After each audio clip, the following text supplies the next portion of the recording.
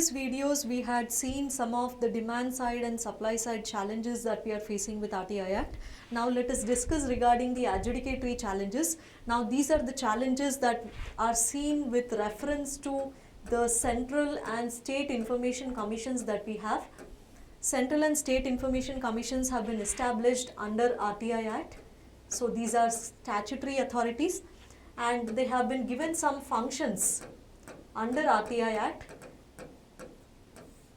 First is to hear appeals.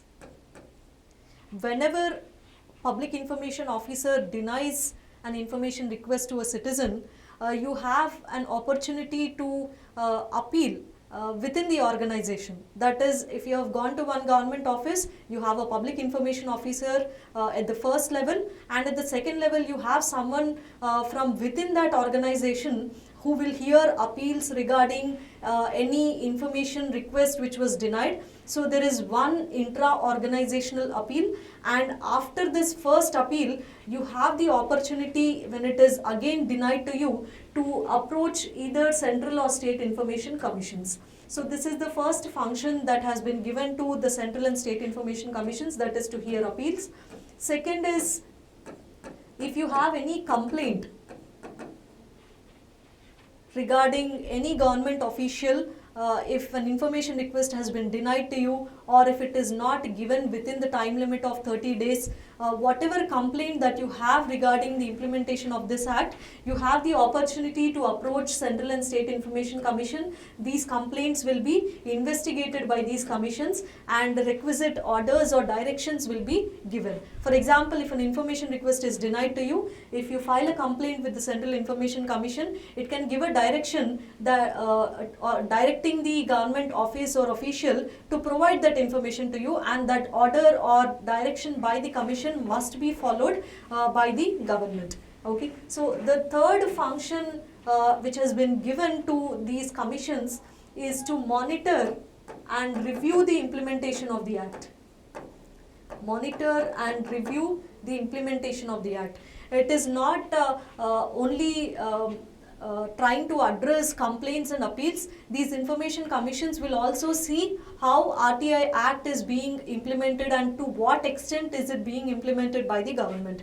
Continuous monitoring and review will be done by information commissions. This is another function which was given to these commissions. Then finally, it also has the function or the power to impose penalties and to give compensation where required.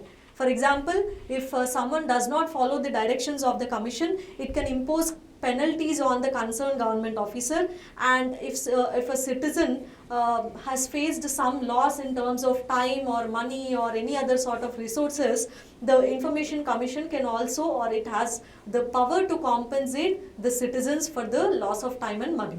Okay, so these are the functions which have been given to information commissions under RTI Act. Now with reference to these two commissions, every state has its own commission and you have a central information commission. We are facing certain challenges with respect to these commissions. First is certain organizational challenges. Now in 2018, there was a situation where the Central Information Commission was only working with 3 people.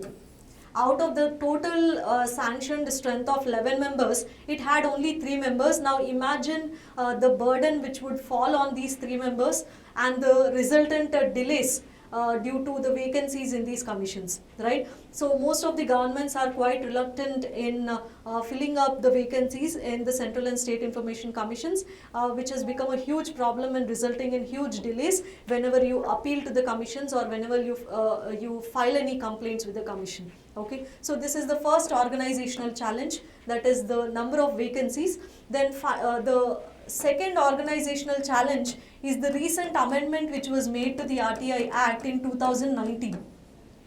In 2019, an amendment was brought by the Parliament, and that amendment took away some provisions of the RTI Act, especially 2 provisions regarding the tenure of the members of these commissions and their salary. Earlier, these two provisions were included in the RTI Act itself. Now, the situation is that whenever the government appoints members to these commissions, it will decide what will be the tenure of those members as well as the salary of those members. That is, the government will notify the tenure as well as salary of these members, while earlier it was part of the legislation itself. So, as you can see with this Amendment Act, there was a lot of criticism saying that the government is trying to undermine the independence of the central and state information commissions. Okay, so these are two important organizational challenges, lot of vacancies within these commissions as well as provisions or amendments which were brought in which undermines the independence of these commissions. Then you also have some problems related to the powers of these commissions. So as you can see, compared to other statutory authorities, the central and state information commissions, they have coercive powers, that is, they can impose penalties and give compensation to citizens, but they lack contempt powers. This is the reason why political parties could disobey the directions given by the Central Information Commission, and still none of the parties had faced any consequences because the information commissions do not have any contempt powers which your Supreme Court and High Court have. Okay, then there is also underuse of the powers, especially the penalties. There is a report by Commonwealth Human Rights Initiative that only in 4% of the cases penalties were imposed on the government officers. So there is a criticism that information commissions are acting in a biased manner and they are not imposing penalties even though their orders are disobeyed. So these are two challenges regarding the powers of information commission. Then there are also certain challenges with respect to the functions of the commission. As you can see, there are three important functions. One is regarding hearing appeals, then regarding investigating complaints, and it also has the function of monitoring the implementation of the Act, that is, to what extent is the government implementing this Act. Now, this is a function which has been ignored both by the Central and State Information Commissions. It is only in the state of Andhra Pradesh that you have a monitoring mechanism which includes the Central Information Commission as well as the Chief Secretary of the state of Andhra Pradesh. Now, they will continuously monitor every quarter the implementation of RTI Act by all the government officials or all the public authorities in the state of AP. Now, similar monitoring mechanism must be introduced in other states as well as center so that this function of monitoring and review is not ignored. So this is the third challenge that we are seeing. Then finally, there are also a lot of delays. If you file a complaint with the Central Information Commission, the recent data shows us that it takes almost more than 1 year for you to get any sort of judgment or order from the information commissions. This is especially due to the number of vacancies that these commissions have. Okay, so these are 4 different adjudicatory challenges. Now, for all these challenges, in your mains answers, you should also be writing the reforms which are required regarding the challenges that we have seen just now.